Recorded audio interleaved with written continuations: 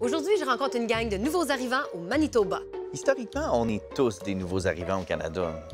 Aujourd'hui, je rencontre une gang de nouveaux arrivants au Manitoba. Et Protéines, on est un groupe d'humour de l'Ontario. On tripe francophonie canadienne, puis on s'en va la rencontrer.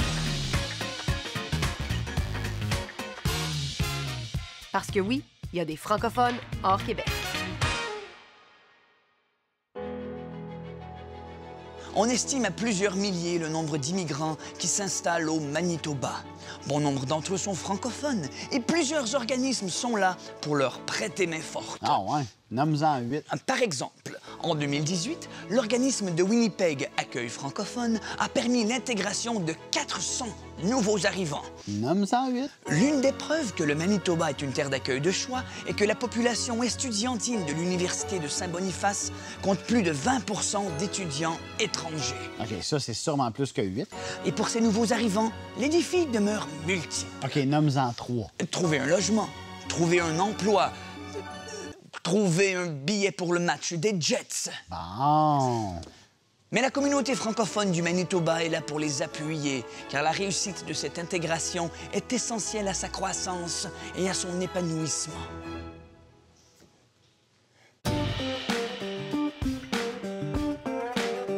Je viens d'atterrir à Winnipeg. Je m'en viens rencontrer un ami d'un ami, Ben Mariga, qui va me présenter à la communauté des nouveaux arrivants ici à Winnipeg, au Manitoba.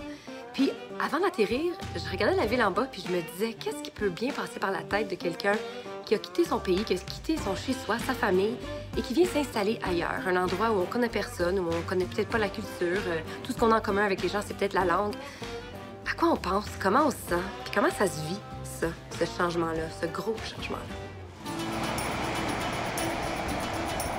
C'est par là. Alors, Ben et moi, on s'en va à un potluck organisé par l'Accueil francophone. Puis c'est un 5 à 7 avec un cercle de partage. Exactement, c'est ça. Alors, on va jaser avec les nouveaux arrivants de Winnipeg.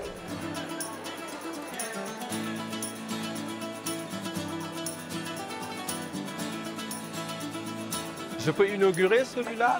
OK, merci beaucoup. Et tout, vous avez tout préparé ça? OK. Wow! Super. Votre nom, c'est? Nadège. Nadège, moi, c'est Nadia. Nadège, Ah, oui. ça va être facile de s'en souvenir. C'est de la Tchéquie? Oui? Oui. La Tchéquie? Oui. Quand vous le mangez, vous devenez riche. Pour vrai? Riche en quel sens? Financièrement riche? Financièrement riche? C'est vous qui allez nous payer. On va vérifier nos comptes bancaires. C'est ce que je comprends. Il faut le garder à l'œil, hein? On va regarder à l'œil. Oui. Bon appétit. Bon appétit. Merci. Et puis, je devrais dire bon voyage aussi, parce que là, tu vas faire Vraiment. un petit tour. Vraiment. Alors, on a bien mangé, on a démoli le buffet international. Mais là, c'est le temps du cercle de partage. Donc, il y a une série de questions qu'on va choisir au hasard pour alimenter notre discussion et partager un peu le vécu de tout le monde. Merci beaucoup. Alors, peut-être je vais demander à Maya de prendre la première question. Une ou deux particularités de votre pays d'origine. Oh, alors, qui est-ce qui se lance maintenant? On dit la charité bien ordonnée commence par soi-même. Si tu... Oh! Merci, merci. Alors, moi je viens du Bénin et une des particularités, peut-être l'une des premières choses que beaucoup de gens entendent par rapport au Bénin, c'est... Ah, ah.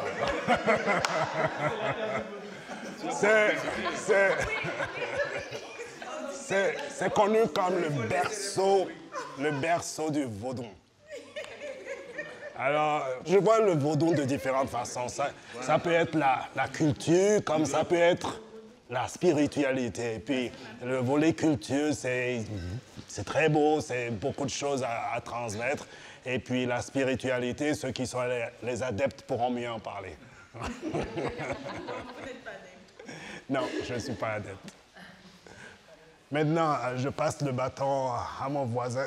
Ça, c'est la vengeance. La question que souvent qu'on me pose, on me dit, est-ce que tu parles l'africain? Tu parles quelques Africains. Oui, il parle quelques Africains, ça c'est... Alors que seulement le Togo qui est très petit, on a plus d'une trentaine de langues. Ça c'est Togo, ça qui est petit. Et chez moi, Cameroun, 4000. 300. Ouais. Est-ce que c'est harmonieux aussi, toutes les langues à l'intérieur de même pays? Parce que si je pense au Canada, on a 2 langues, puis on est toujours en train de... Bien, 2 langues de colonisateurs, là.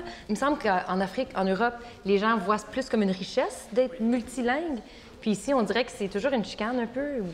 Mais je pense que c'est quand même assez harmonieux. Ce qui n'est pas harmonieux, je pense que ce ne sont pas les langues, mais ce sont surtout des aspects politiques qui sont liés au nord ou au sud, ainsi de suite. En passant, moi je viens du Sénégal.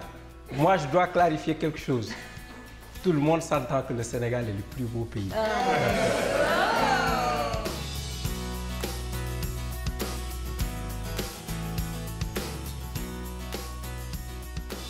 On parlait du plus beau pays. Bon, moi, je vais pas parler du plus beau pays, déjà. Moi, je vais parler de l'Afrique en miniature. Ouais, c'est donc, ça, le Cameroun. du coup, tout ce que vous avez en Afrique, nous avons au Cameroun. Tous les pays sont beaux, mais le plus beau, c'est la Côte d'Ivoire. Quand on est unis, on est tellement joyeux, c'est-à-dire que peu importe ce qui nous arrive, allez-y en Côte d'Ivoire, vous allez voir, peu importe ce qui nous arrive, on garde toujours la joie. Vous n'allez jamais vous ennuyer avec un Ivoirien. Si vous vous ennuyez avec un Ivoirien, posez-vous des questions sur lui.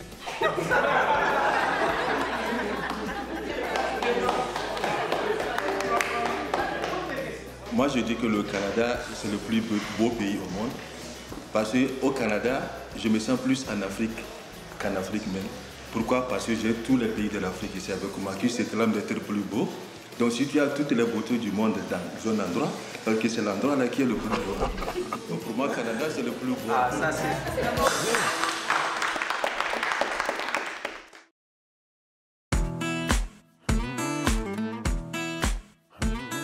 Donc, Ben m'a parlé d'un programme qui existe ici à Winnipeg qui s'appelle Plus 1. C'est un programme de jumelage. Parce que quand tu jumelles une personne avec une autre, bien, ça fait une personne plus 1. Puis ce soir, bien, leur activité à l'Université Saint-Boniface, c'est une soirée de jeux de société. Puis moi, quand il y a des jeux, ben, je suis là. Ça va? Non, Moi, je connais pas beaucoup ce programme-là dont Ben me parlait, le programme Plus 1.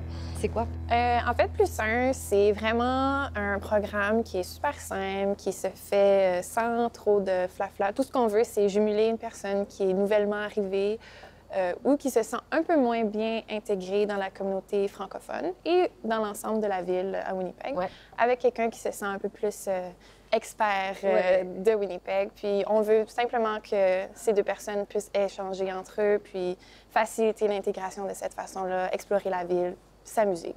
Puis là, on est dans un contexte scolaire universitaire, mais ça se fait vraiment à l'échelle de la ville, c'est ça? Oui. On a, en fait, c'est de 18 ans à plus ou moins 27 ans. Puis c'est sûr qu'on essaie de jumeler des gens qui s'entendent bien, qui ont des mêmes intérêts ou à peu près le même groupe d'âge. Mais oui, c'est pas nécessairement des étudiants à l'université. Tout le monde, oui. Puis, ben dites-moi, tout le monde, qu'est-ce qui vous amène dans ce programme-là? Ben, moi, j'étais nouvelle quand même lorsque j'ai intégré le programme. J'étais nouvelle ici à Winnipeg, je venais directement de mon pays. Donc, lorsqu'elle m'a parlé de ça, Elisabeth, j'ai été intéressée parce que j'étais plus avec ma communauté burundaise. Donc, je connaissais pas d'autres personnes à l'extérieur. C'était plus pour découvrir d'autres cultures ainsi que Winnipeg. Puis, comment tu trouves ça, ce programme-là? Moi, je me suis vraiment amusée. Même Elisabeth a été... Maintenant, elle est devenue ma meilleure amie, donc... C'est donc le fun. Donc, j'ai gagné une sœur de plus, donc ça a été vraiment génial. C'est comme si on s'était toujours connus, en fait. Mais on fait plein de choses. On étudie beaucoup ensemble. Puis c'est vrai, on va pas cacher qu'on les deux, on aime le party. Donc, ça nous arrive d'échanger quelques mots autour d'une bière. En plus, je l'ai même intégrée dans la communauté burundaise. Oui. Non, je pense qu'elle connaît tous les Burundais d'ici. Ce qui est bien. Donc, c'est beaucoup plus l'échange que tout simplement de l'accueil. Parce qu'il y a vraiment, tu t'es intégré dans sa communauté, elle s'est intégrée dans la tienne. Je pense que Plus 1 permet vraiment de briser des barrières un peu invisibles que des fois on se met entre groupes. Donc, on a tendance, je pense que tous les humains ont tendance à se tenir avec des gens qui nous ressemblent un peu plus, avec qui on partage une culture. Des références. Oui, exactement. Mais Plus 1 vient vraiment briser, mélanger les cartes. Donc, on se force vraiment à jumeler deux personnes qui viennent de backgrounds complètement différents. Puis +1, c'est vraiment... C'est individuel, en fait. Vous êtes libre de faire l'activité qui vous plaît. Si c'est le théâtre qui vous intéresse, vous allez au théâtre ensemble. Nous, on est là juste pour supporter, mais c'est vraiment d'être à l'écoute de son jumeau, de sa jumelle. 3. Annick et Simrette, vous êtes jumelés ensemble cette année. Comment ça se passe quand vous vous donnez rendez-vous, vous décidez de faire une activité? Des fois, on va s'entraîner ensemble. Moi, je joue un peu de racquetball, squash. Bien, moi aussi, le fait que j'essaie de faire ce qu'elle aime et en même temps, elle essaie de faire ce que j'aime pour qu'on puisse se comprendre et aussi se connaître. OK. Alors, dans ce cas-là, c'est pas nécessairement avoir des affinités pareilles qui fonctionnent pour vous, c'est d'avoir des différents intérêts puis de partager ça. C'est vraiment ça. Ici, ils vont s'entraîner ensemble, puis ici, vous allez trinquer ensemble. Exactement. OK, c'est bon.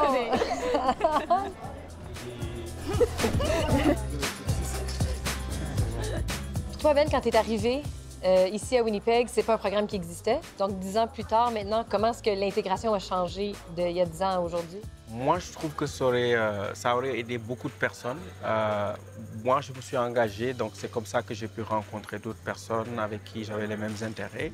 Ça a été comme mon plus à l'époque, mais avant qu'on fasse le programme, vous pouvez entrer dans le centre étudiant et puis voir qu'il y a des étudiants qui, par groupe de nationalité, ou ils sont allés à la même école, vont s'asseoir ensemble. Donc, c'était beaucoup plus des groupes homogènes qui ne se mélangeaient pas du tout. Et maintenant, je suis surpris d'entrer à l'USB et de voir que les groupes se mélangent de plus en plus. C'est sûr qu'il y a toujours du travail à faire, mais les programmes comme plus 1 permettent donc aux gens de facilement aller vers l'autre. C'est sûr que des fois, durant l'année, on organise des activités de groupe. On veut que tout le monde se mélange ensemble également. Mais le binôme en tant que tel, l'idée, c'était vraiment de mettre ça, de laisser les personnalités s'exprimer finalement. Oui. Dans le fond, c'est pratique si tu as un problème, tu as quelqu'un dans ton téléphone que tu dis « OK, je peux appeler cette personne-là qui va me donner un coup de pouce. » tu sais. Si tu cherches une bonne pizzeria à 2 h du matin, là.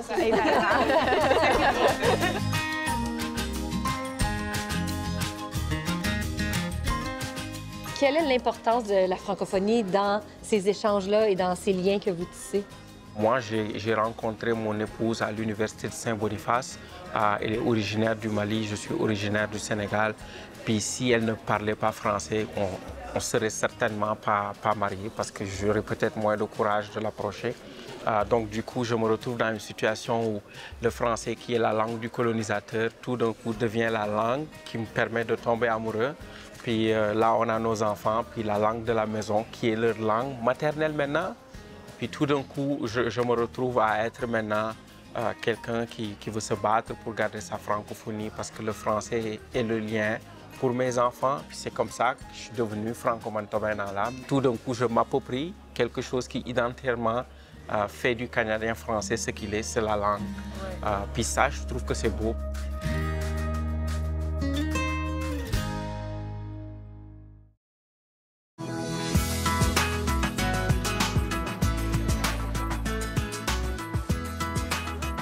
Marianne, tu vas nous aider? Facile de se faire des amis. Si oui, qu'est-ce qui aide? Sinon, pourquoi? Alors, est-ce qu'il est facile ou est-ce qu'il a été facile pour vous, pour nous, de se faire des amis dans cette communauté d'accueil, dans votre communauté d'accueil? Si oui, comment? Quels sont les secrets, les astuces? Sinon, pourquoi? Quels sont les défis? Moi, j'ai eu la chance de venir ici quand j'étais encore au collège, donc au lycée, comme on appelle ça en France.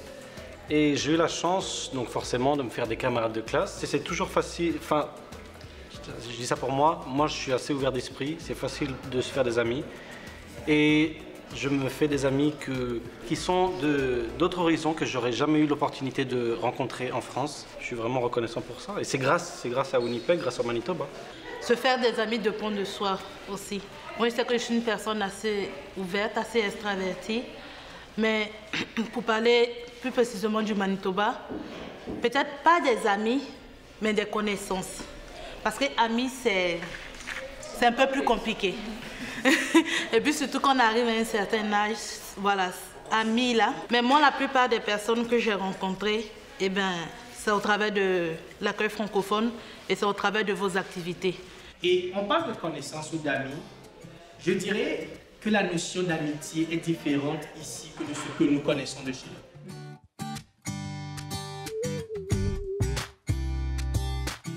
si je peux rebondir sur ça, ça renvoie à la notion de soutien, un réseau de soutien.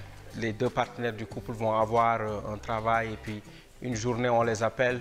Ben tiens, ton enfant est à la garderie, il faut venir récupérer ton enfant parce que ton enfant est malade. Et puis tout d'un coup, on se rend compte qu'on n'a pas ce soutien-là. Donc on est très communautaire, on voit tous les membres de notre communauté, mais ça ne devient plus cette communauté de soutien à laquelle on était habitué peut-être dans les pays d'origine. Parce que le pays peut être beau, le paysage peut être beau, mais à la fin de la journée, moi par exemple, c'est pas le Sénégal qui me manque, autant c'est plutôt les Sénégalais qui me manquent. Donc c'est les personnes avec qui on partage des choses, c'est les connexions qui nous manquent. Le lien avec le Canada, c'est pas le froid qui va nous manquer, ça c'est sûr. Ah, c'est encore drôle, hein? C'est vrai qu'on se surprend à être en Afrique 35 degrés et puis à dire, bon, tiens, finalement, c'est pas si mal. Moi, je suis entrée dans un petit banc de neige.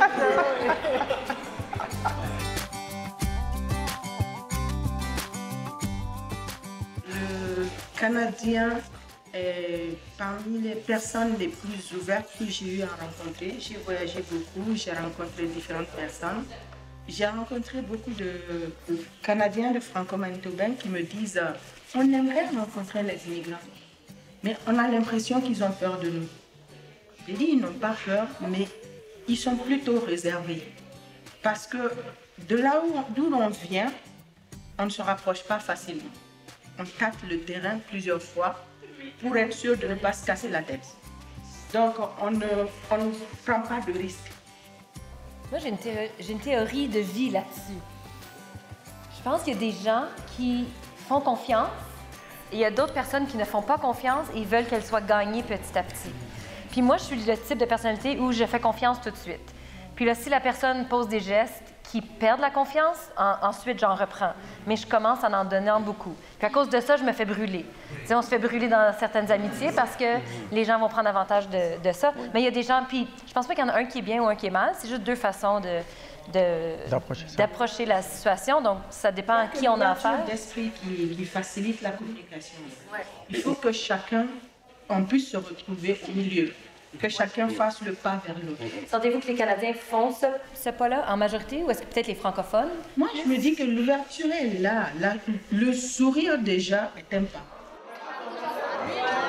Une des choses qui m'a surpris ce soir dans les conversations, c'est le nombre de gens qui disaient que, selon eux, les Africains étaient plus réservés, moins propices à faire les premiers pas vers l'autre, puis que les Canadiens étaient très chaleureux et accueillants. Puis moi, je croyais que c'est peut-être l'inverse, que c'est eux qui seraient plus accueillants, chaleureux, musique, party, puis nous qui seraient un petit peu plus réservés. Mais non, je me suis trompée. Donc, je pense qu'on est tous un petit peu trop durs sur nous-mêmes, puis qu'on devrait juste faire des premiers pas l'un vers l'autre, puis bien, faire la fête. Quelque chose qui se passe également, que moi j'ai vécu, que j'ai constaté à différents moments, quand quelqu'un mettons un Canadien, va en Afrique, beaucoup de gens vont chercher à aller vers lui, lui poser des questions. Est-ce que tu as besoin d'aide? Ça peut friser quasiment du harcèlement. Est-ce que je peux t'aider? Est-ce que, oui, donne-moi ton sac, je peux tenir ça. Alors, il y a cet intérêt de vouloir être là pour les personnes. Alors, le pas se fait vers la personne qui vient d'arriver. Moi, j'ai commencé mon intégration seule dans la communauté seulement quand j'ai compris qu'en réalité, les gens attendent qu'on fasse aussi le pas vers eux. Mais quand je me mets dans ma logique culturelle, j'attendrai longtemps que les gens viennent vers moi. Ce qui est un gros défi, en tout cas. Donc, ce sont des aspects culturels à comprendre, à partager, pour essayer de pouvoir aller les uns vers les autres. Selon toi, c'est quoi ta perspective de l'immigrant là qui arrive? C'est une grosse question. Moi, je pense que si je parle de la communauté francophone, en ce moment, on est beaucoup dans un discours où, présentement au Canada, notre communauté n'est pas vraiment en train de grandir, on n'est pas en train de faire des bébés. Donc, le succès de la communauté francophone, qui est un peu mon cheval de bataille en ce moment au niveau du Canada, ça passe par l'immigration, par les différentes expériences, passe par la main-d'œuvre, passe par bâtir des communautés. Donc, à l'échelle du pays, pour nos communautés francophones, surtout à l'extérieur du Québec, moi, je vois ça comme, tu sais, un peu les soldats de la francophonie de la planète qui s'en viennent donner un coup de pouce aux francophones canadiens pour bâtir un Canada français solide. Donc, c'est un peu en ce moment là, le discours et ce que je vis par rapport à l'immigration. Mais je réalise que dans ma communauté, chez moi à Ottawa, je ne suis pas très impliquée au niveau des nouveaux arrivants de ma communauté à Ottawa et en Ontario. Puis cette soirée me donne le goût ça me donne le goût de déménager à Winnipeg puis rester avec vous. Mais à défaut de déménager à Winnipeg, parce que j'ai quand même un mari et 2 enfants qui m'attendent à la maison, je me dis, je pense que... Tu peux les amener? Oh, oui, je peux les amener? C'est vrai. Il y a de la place pour tout le monde ici. Mais à défaut de ça, j'ai le désir d'aller peut-être un peu plus vers l'autre dans ma communauté, dans les nouveaux arrivants et les immigrants de ma province. Donc, vous m'avez donné ça ce soir. Merci.